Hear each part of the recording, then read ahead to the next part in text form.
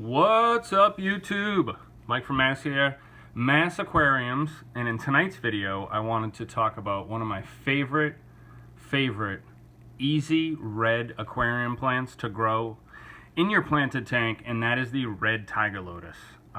It is such a gorgeous red plant, and it's very easy to take care of. You do not need high lighting, pressurized CO2, dosing. The thing takes care of itself. Not to be confused with the red or green Dwarf Lily. In a little bit I'm going to give you a close-up on this Red Tiger Lotus so that you can be able to tell the difference between the Dwarf Lily, which I've also kept as a great plant, and the Tiger Lotus. This plant can be floated. Believe it or not, I got this plant about probably close to a year ago, and I just let it float. The leaves and stems come out, well, the stems come out of a rhizome, which does not go in the substrate, and then roots come out of the rhizome, which you can put into the substrate, or usually they'll wrap around something. So I just let this thing float for about a year, and just kept producing beautiful leaves.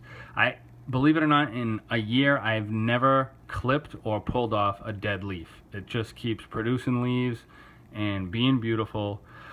Just recently I did a little bit of, aquascaping on the tank with the plants, and I thought, what better way to make the tank pop is to get this Red Tiger Lotus down in the corner. I put some weights, some plant weights that you'll see wrapped around some of your plants when you buy them in the store.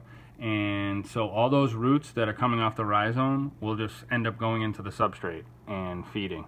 But the roots, as you can see, like right here, these floaters, they'll just continue to take in nutrients from the water column, which makes this plant like super awesome.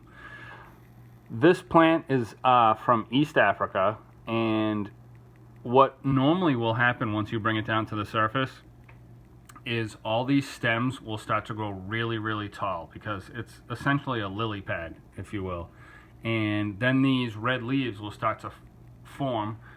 The stems will grow and the red leaves will form on top, and like a lily pad will eventually flower if the flower can get out of the water. I have glass tops on the tank. My Anubias flowers when it gets to the top, but then it dies quickly because there's no place for it to go. But this Red Tiger Lotus will flower and bloom under the right conditions. Right now I put it down here, so it's only a matter of time before these stems start reaching up so these leaves can get to the surface and hit the light. But easy red plant. If you folks need to put some red plants to break up all that green, it's one of my favorite. Let me give you a close-up here of the leaves so I can kind of describe. A dwarf lily, you're not going to see these looks like grape juice or red wine splatter on the leaves. The purple, violet, reddish, kind of looks like grape juice or red wine coloring is distinct of the Tiger Lotus, as well as the heart-shaped leaves. You can see it's basically like, where'd you go? Blue over there. It's like an upside-down heart. But this plant is absolutely beautiful. It's one of my favorite plants to keep. Super gorgeous.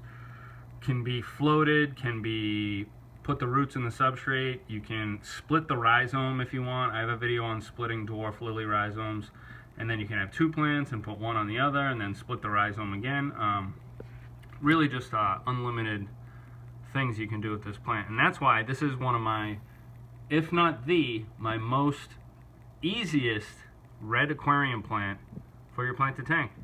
So I hope you enjoyed this video. Leave some comments, and I'll talk to you later. I'm out.